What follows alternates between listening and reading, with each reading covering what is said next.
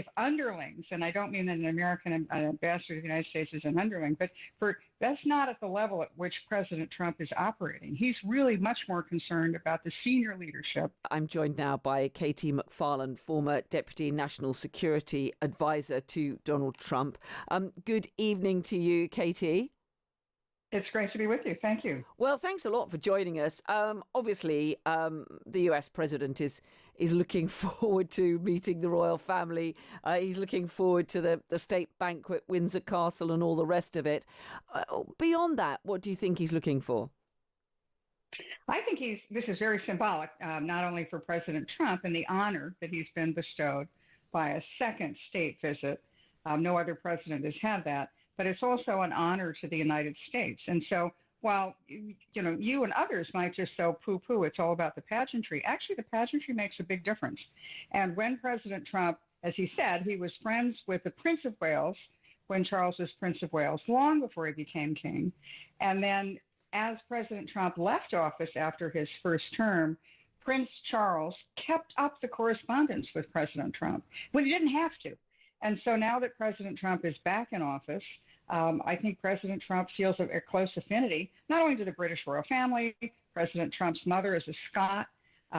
She was very fond of the late Queen. President Trump himself was fond of the Queen and admired her lifetime of public service. So it's a really important thing for President Trump personally. And that the reason it's important for you and your country and other countries is for President Trump, personal diplomacy is everything. It's not what, some assistant of this and that gave him as the talking points. For President Trump, it's that personal connection. And when he has that personal connection, he's really willing to go a long way. So but he hasn't gone quite as far as the British government had hoped when it comes to tariffs. I mean, we've got some good news about this tech deal. We've got this huge Microsoft investment, which I'm sure the government will be delighted by.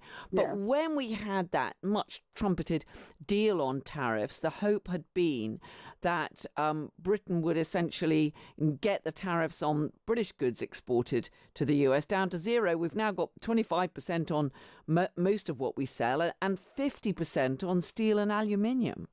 I think, first of all, I think that what will come out of this meeting, not with the king, but with the prime minister, is, as President Trump has indicated, that there will be some relief there, and then he hopes to have relief on, for example, exporting British automobiles to the United States. And as far as I can understand, and maybe you know something I don't know, but Great Britain has about the most favorable tariff deals of any other country and that we do business with.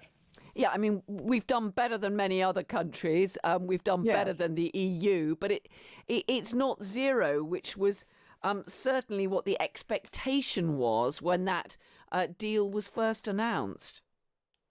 Well, maybe that was the expectation on the part of the Brits, but I don't think it was ever the expectation on the part of the United States.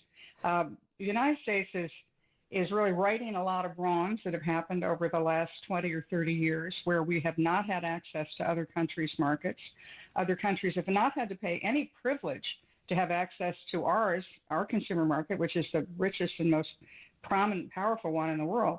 And so I think President Trump is America first. We're going to get something use our leverage. If you want access to the American market, you might have to pay something for it.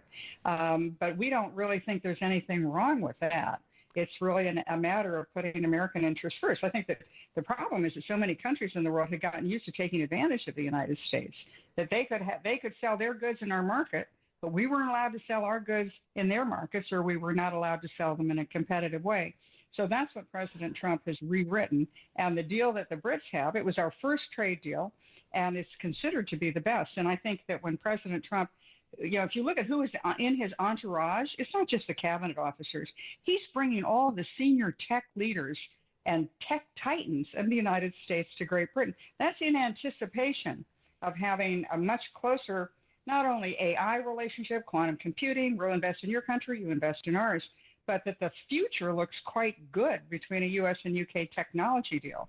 Our country is growing. Our economy is great now, and it's going to be going gangbusters. So the fact that we want to do that along with you, I think is a great thing for the British people. And I'm sure that the government and many of those involved will be absolutely delighted about that.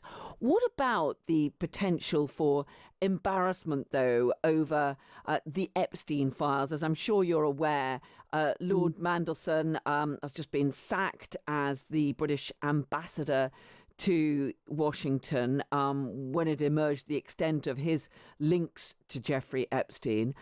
The president himself has faced endless questions about his relationship to Epstein, even though that ended before Epstein was first convicted.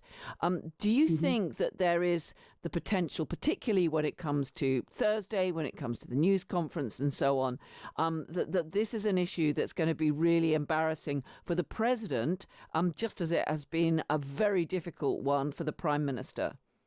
No, I think it really does. From the American perspective, for President Trump, it's a personal relationship that he has with the king, a personal relationship that he has with the prime minister.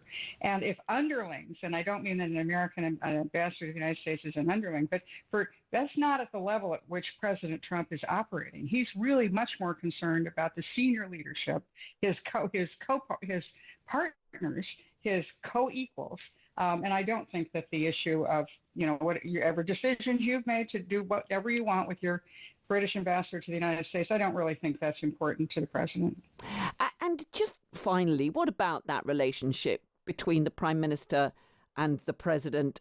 We know the president talking very warmly about the king, but clearly Keir Starmer and Donald Trump are from very different political and personal backgrounds, but they do seem to have established quite a good rapport.